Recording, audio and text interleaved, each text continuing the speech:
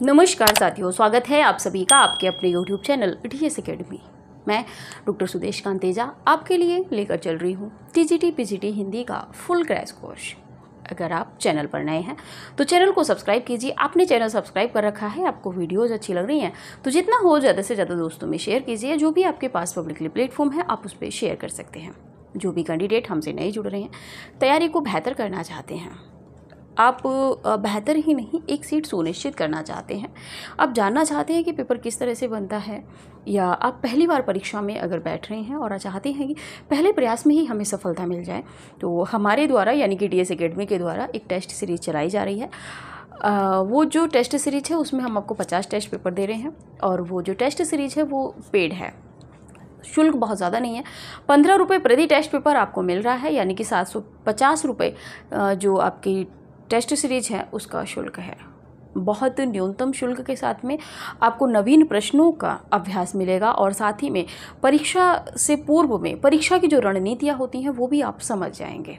ठीक है, तो जो भी कैंडिडेट टेस्ट सीरीज ज्वाइन करना चाहते हैं, डिस्क्रिप्शन में कॉन्टैक्ट नंबर दे रखा है, आप उस पर कॉन्टैक्ट कर सकते हैं, या फिर क्लास के अंत में हम एक नंबर और देंगे, आप बने रहिएगा, तब आप उस नंबर पे कॉल करके आप पूरी इन्फॉर्मेशन वहाँ से ले सकते हैं।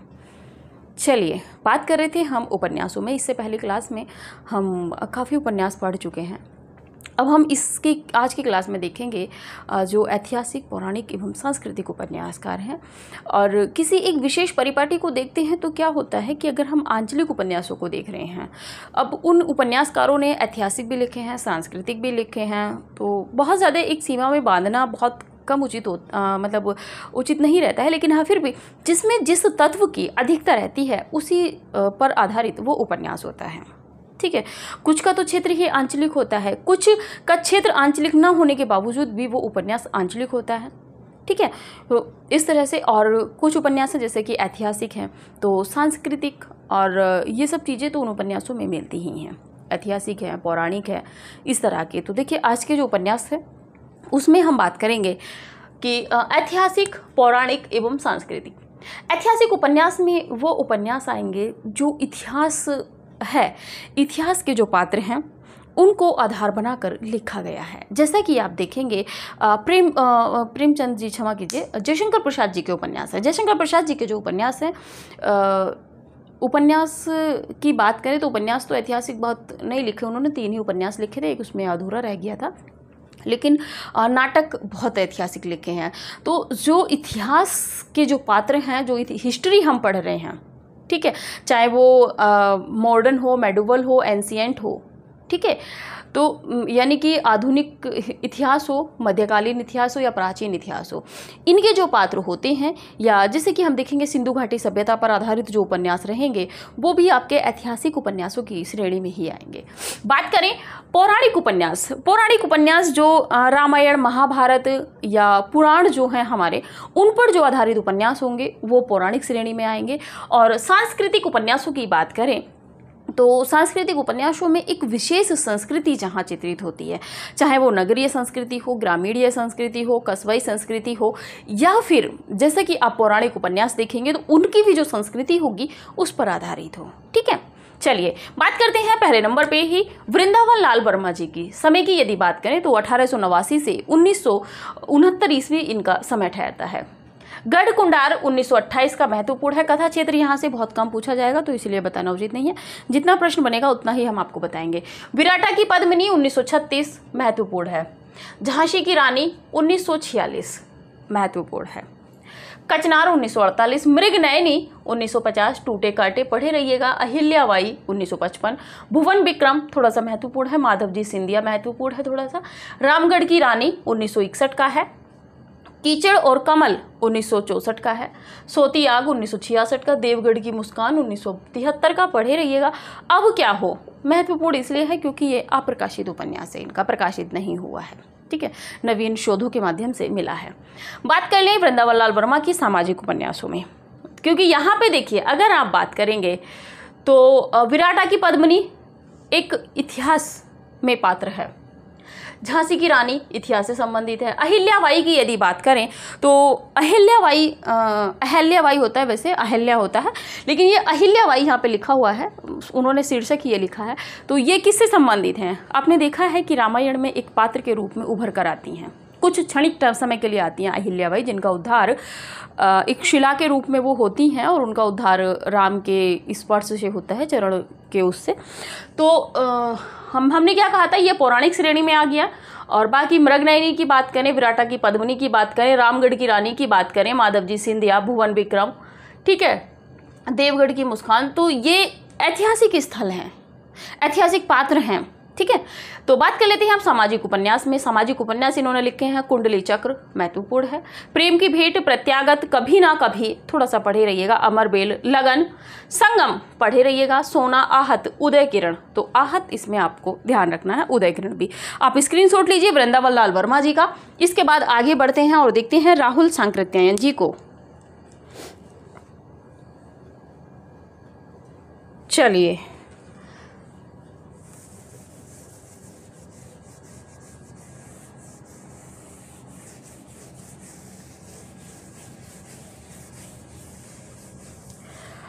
आगे बात करते हैं राहुल सांकृत्यायन जी की।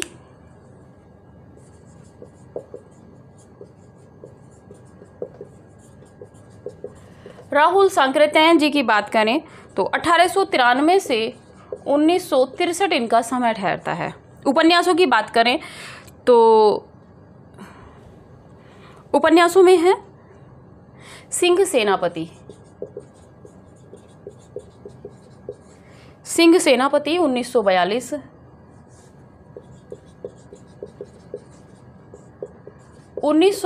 का है। दूसरे नंबर पे बात करें जय योद्धे 1944, जय योद्धे 1944। तीसरे नंबर पे बात करें तो मधुर स्वप्न, मधुर स्वप्न की यदि बात करें तो 1950। चौथे नंबर पे यदि बात करें तो विस्मृत यात्री, विस्मृत यात्री, विस्मृत यात्री। और पांचवें नंबर पे दिवोदास। छठे नंबर पे जीने के लिए, और जीने के लिए जो है इनका सामाजिक उपन्यास है, ठीक है, जीने के लिए। बात कर लें सिंह सेनापति तो ये लिच्छवी गणराज्य की कथा है। इसमें लिच्छवी गणराज्य की या गणतंत्र की, गणराज्य की कथा है, ठीक है। जय योद्धे में योद्धे गणराज्य की कथा है। और इसी के साथ में बात कर ले तो आपका मधुर स्वप्न में 6ठी शती के मध्य जो एशियाई जीवन था उसका इसमें चित्रण मिलता है, ठीक है। और दिवोदास की यदि बात करें तो सप्त सिंधु क्षेत्र में जो आर्य और अनार्य थे उनका जो टकराव था या जो कहें जो संघर्ष था वो दिवोदास उपन्यास में इन्होंने किया है। यानी कि आर्य और अनार्य, आर्य व अनार्यों के जीवन का संघर्ष चित्रित है, ठीक है।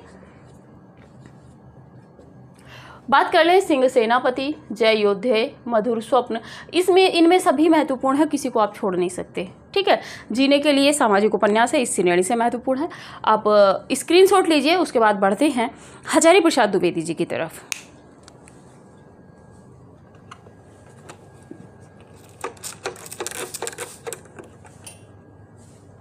चलिए,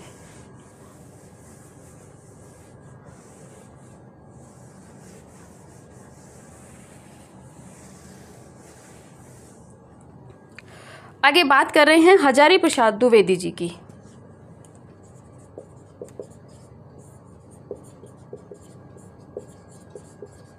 हजारी प्रसाद द्विवेदी जी की बात करें तो 1907 से 1979 इनका समय है। पहले नंबर पे बात करें तो बाणभट्ट की आत्मकथा, बाणभट्ट की आत्मकथा 1946। 1946 की बात करें तो इसमें प्रेम का उदात्तीकरण,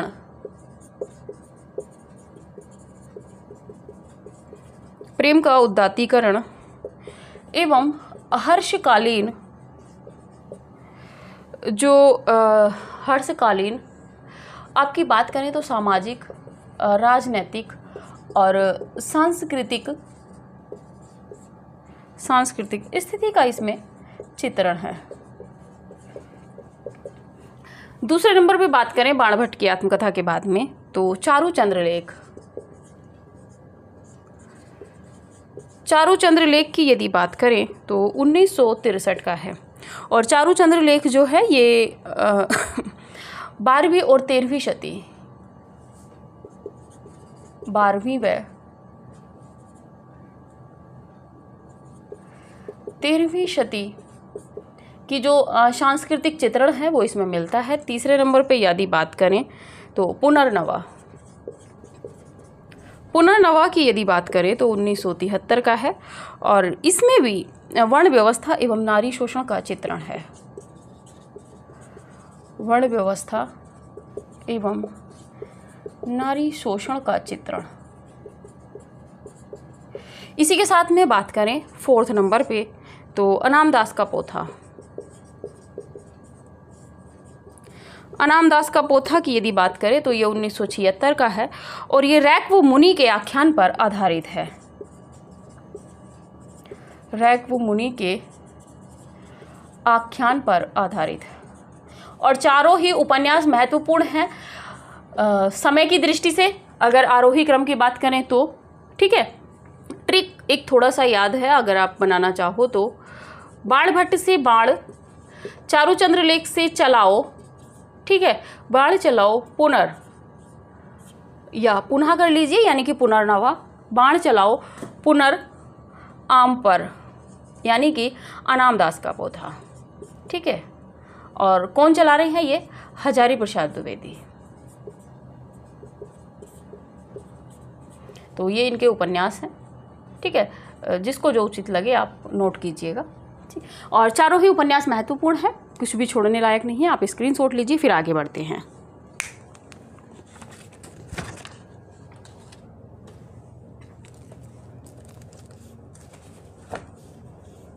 चलिए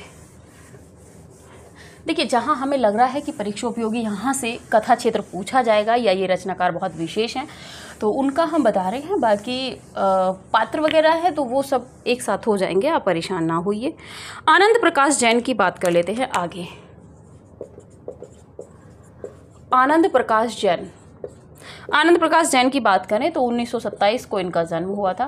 पहले उपन्यास की बात करें तो तीसरा नेत्र 1957,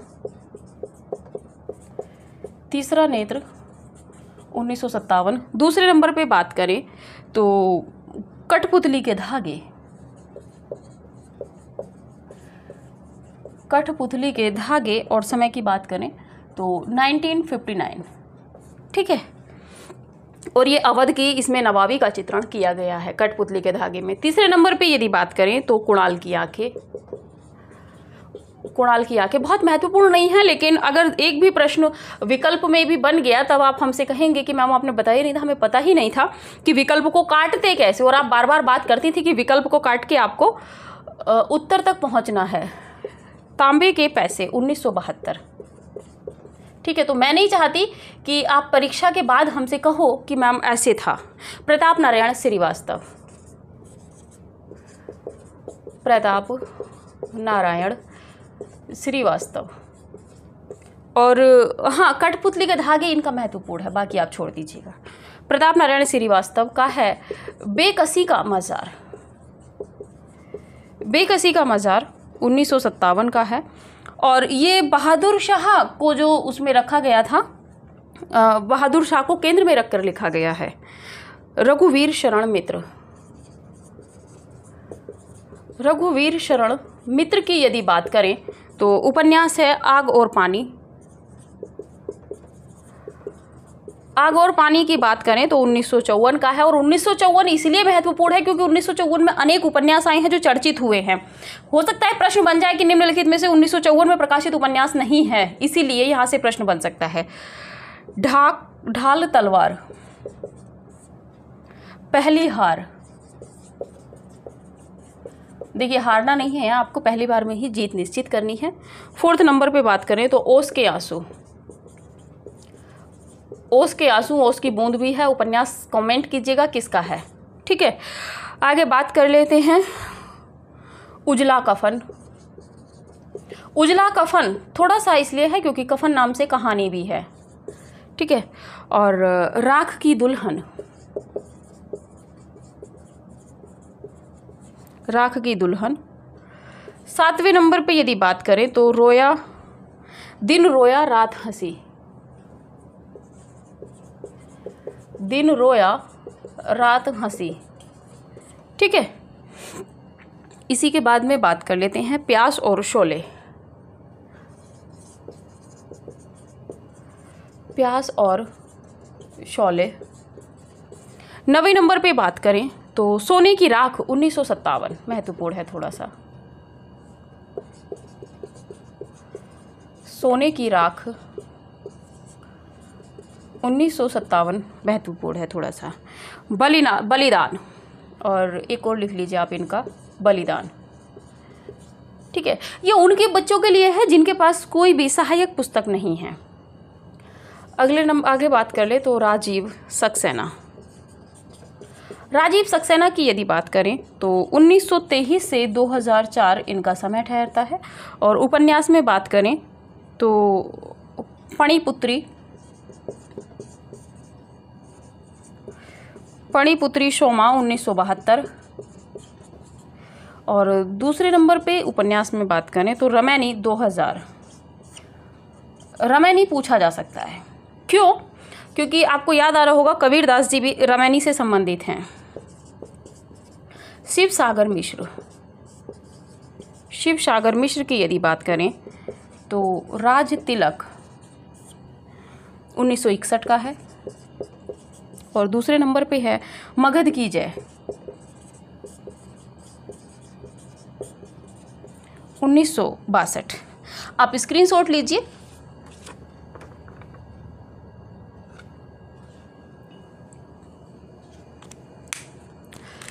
चलिए बात कर लेते हैं आनंद प्रकाश जैन में। थोड़ा सा आपके मन में दुविधा होगी कि मैम कुछ बताई नहीं है। तीसरा नेत्र आप इनका याद रखिएगा, कठपुतली के धागे, कुणाल की आंखें आप पढ़े रहिएगा। और तांबे के पैसे, तांबे के कीड़े के नाम से भी है, इसीलिए कोरिलेट कर सकता है। प्रताप नारायण श्रीवास्तव का एक ही उपन्यास है, बेकसी का मजार 1957 का। और इसमें बहादुर शाह जफर को केंद्र में रख के लिखा गया। रघुवीर शरण मित्रा की आग और पानी, आग और पानी, ठीक है। और पहली हार देखिएगा, सोने की राख, उजला कफन, राख की दुल्हन ने, बलिदान आप इनका याद रखिएगा, ठीक है। ओस के आंसू आप ध्यान रख लीजिएगा, ओस की बूंद है। आप ओस के आंसू अगर दे दिया तो आप सोचेंगे कि ओस की बूंद था, ओस के आंसू नहीं था। और ओस के आंसू है तब आप कहेंगे कि एक्सपर्ट ने प्रश्न गलत बना दिया है। पेपर बनाने वाले को पता ही नहीं रहता कहाँ से पेपर उठा के रख देता है।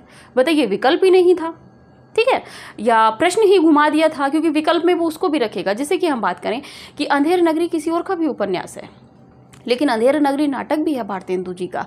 अब सबको नाटक की तो पता है, लेकिन उपन्यास की नहीं पता, तब कहेंगे अरे बिल्कुल ही पगला गया था एक्सपर्ट, उपन्यास तो है ही नहीं, नाटक है भारतेंदु जी का। और क्योंकि भारतेंदु जी का नाटक खूब चर्चित है, कई बार प्रश्न बन चुका है, तो हो सकता है आपके एक्सपर्ट कोई मुझ सवाल बैठा तो इसी तरह के प्रश्न रखेगा, क्योंकि कोरिलेट प्रश्न ही तैयारी का आयाम होते हैं। तो इसीलिए आपसे बार बार कहते हैं कि कोरिलेट करते हुए चलिए।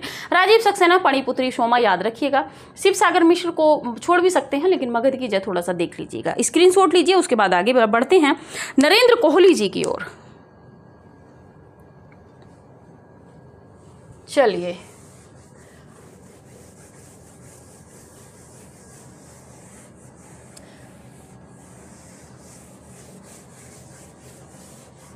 नरेंद्र कोहली जी की बात कर लेते हैं। अब नरेंद्र कोहली 1940 में इनका जन्म हुआ है।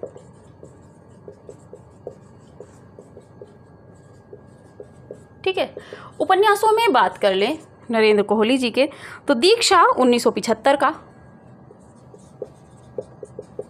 दीक्षा 1975 का। दूसरे नंबर पे बात करें तो अवसर 1976, दीक्षा दी, अवसर मिल दिया 1976 में। संघर्ष की ओर के लिए, यानी कि संघर्ष करने के लिए, संघर्ष की ओर 1978 में। 4th नंबर पे बात करें तो युद्ध 1979, और ये जो युद्ध है ये 2 भाग में है। 5वें नंबर पे यदि बात करें तो बंधन 1988, बंधन 1988। 6ठे नंबर पे यदि बात करें तो अधिकार 1990। 7वें नंबर पे यदि बात करें तो कर्म। 8वें नंबर पे बात करें तो धर्म। 9वें नंबर पे बात करें तो अंतराल। 10वें नंबर पे बात करें तो प्रत्यक्ष। 11वें नंबर पे बात करें तो निर्बंध, और निर्बंध की यदि बात करें तो 2000 का है, इसलिए थोड़ा सा महत्वपूर्ण है। 12वें नंबर पे बात करें तो अभिज्ञान 1981, अभिज्ञान 1981। और विशेष ये है कि कृष्ण और सुदामा, कृष्ण और सुदामा की मैत्री पर, यानी कि उनकी मित्रता पर आधारित है। तोड़ो कारा तोड़ो, तोड़ो कारा तोड़ो, 13वें नंबर पे आप इसको लिख लीजिएगा। और तोड़ो कारा तोड़ो जो है ये विवेकानंद जी के जीवन पर है।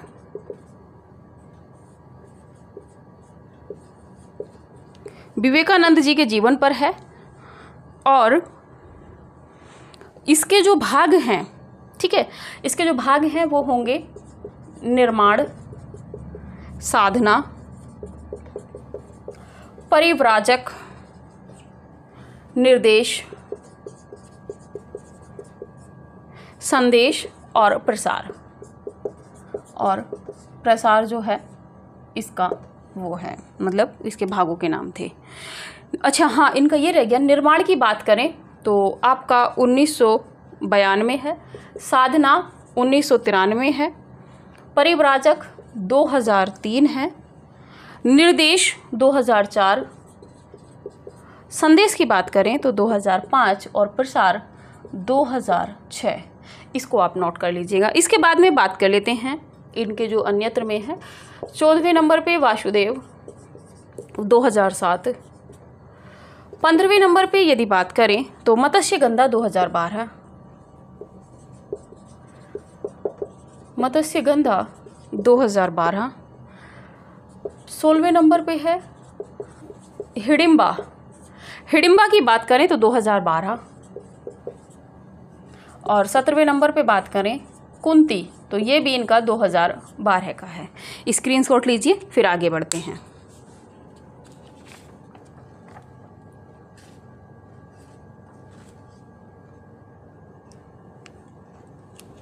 महत्वपूर्ण में बात कर लेते हैं नरेंद्र कोहली जी।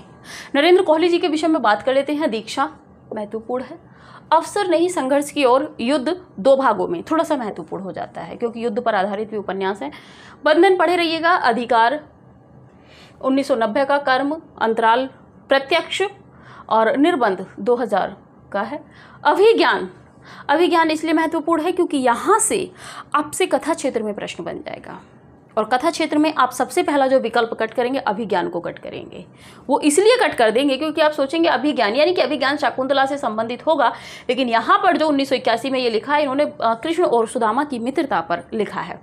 तोड़ो कारा तोड़ो एक इनका ये बहुत चर्चित है। यहाँ से इसको अगर आपने गलत कर दिया तो आप अपने आप को कम से कम भी नहीं तो कई हजार ने कई लाख बच्चों से, यानी कि आप मान के चलिए अगर 100% आपकी बच्चे प्रेजेंट हुए हैं तो आप मान के चलिए कि आप 95 से पीछे, यानी कि 5% में ही आपके चांस हैं। ठीक है, विवेकानंद के जीवन पर आधारित है और इसके जो अध्याय मतलब जो शीर्षक हैं वो निर्माण है 1992 का, साधना 1993 का, परिव्राजक 2003 का, निर्देश 2004, संदेश 2005 और प्रसार 2006।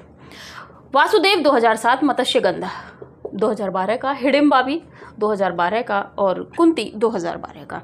अब पुनः अगर स्क्रीनशॉट लेना चाहते हैं तो लीजिए। फिर आगे बढ़ते हैं और देखते हैं वीरेंद्र कुमार जैन को। चलिए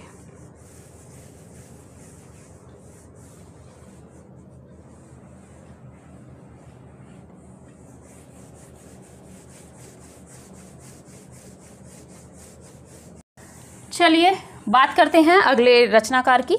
अगले रचनाकार हैं वीरेंद्र कुमार जैन। अगले जो उपन्यासकार हैं वो हैं वीरेंद्र कुमार जैन। वीरेंद्र कुमार जैन जी की बात करें तो 1917 से 1996 इनका समय है और इनका जो उपन्यास है वो अनुत्तर योगी। अनुत्तर योगी की बात करें तो ये 5 खंडों में है और महावीर स्वामी पर आधारित है। महावीर स्वामी पर आधारित है, ठीक है। इसी के बाद में बात कर देते हैं बहादुर इकबाल देवसरे। बहादुर इकबाल देवसरे। बहादुर इकबाल देवसरे की बात करें तो ओरछा की नर्तकी।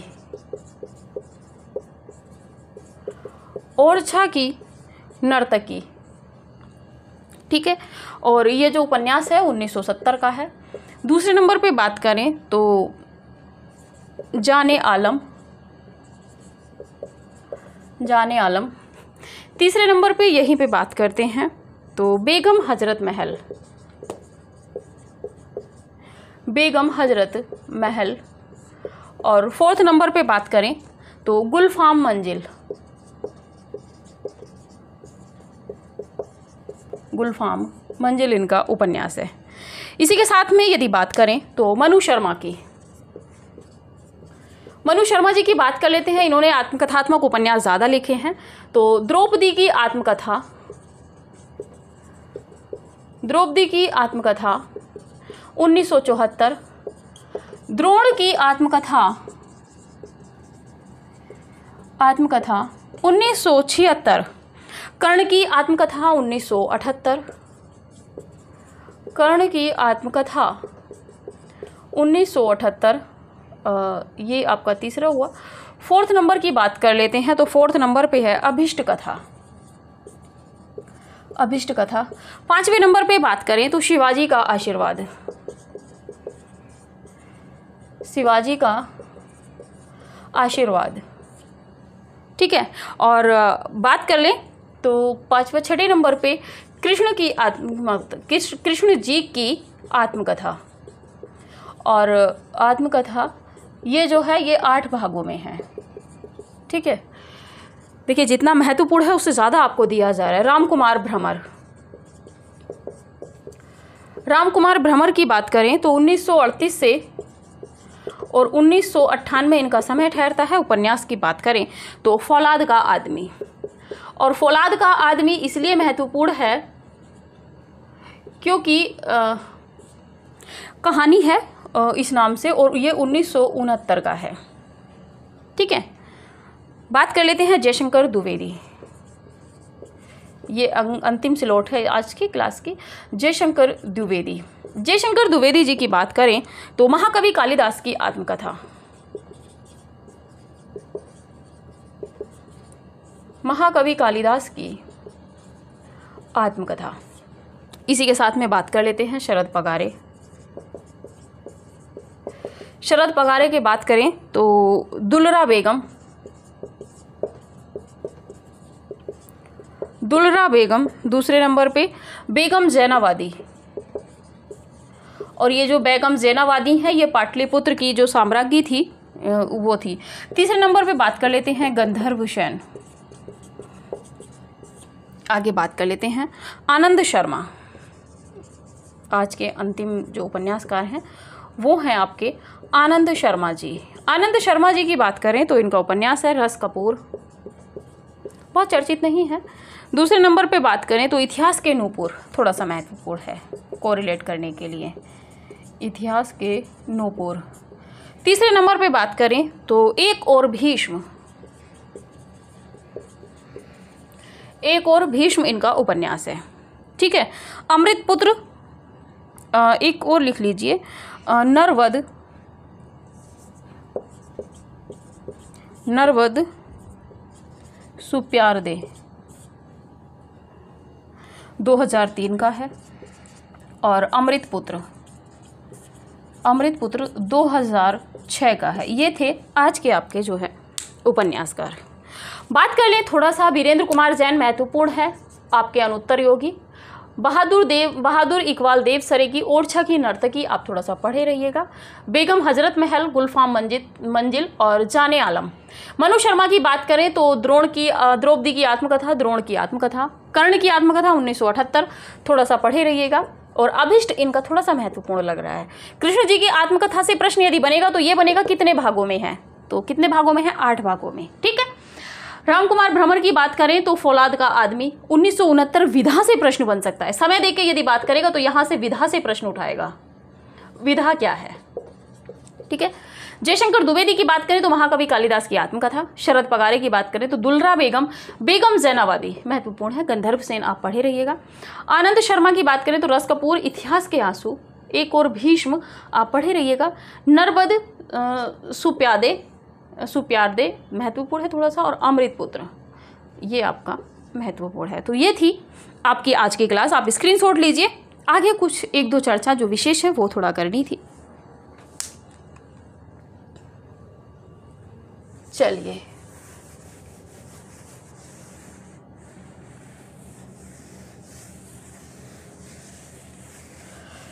थोड़ी सी बात कर लें आज आपके टेस्ट सीरीज को। 9568802463 पे आपको कॉल करनी है, या एनी इंक्वायरी जो भी आपको चाहिए आप इसी नंबर पे कॉल कर सकते हैं, साधारण कॉल।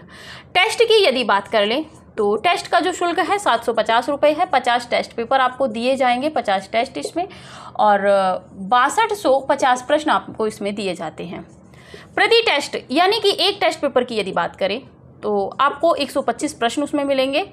125 प्रश्न संपूर्ण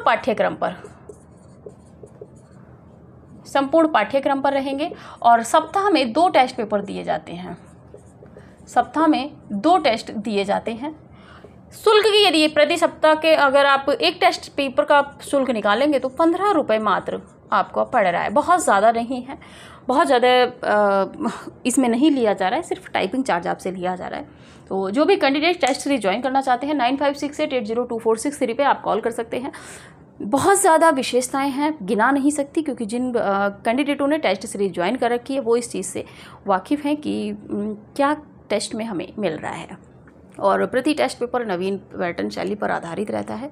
पूर्व में जो परीक्षाएं हुई हैं उनको आधार बना के जितना भी बनाया जाता है उतना ही बहुत महत्वपूर्ण होता है। ठीक है। चलिए अभी की क्लास यहीं तक रखते हैं, मिलते हैं अगली क्लास में अगले नए उपन्यासकारों के साथ में। तब तक के लिए नमस्कार।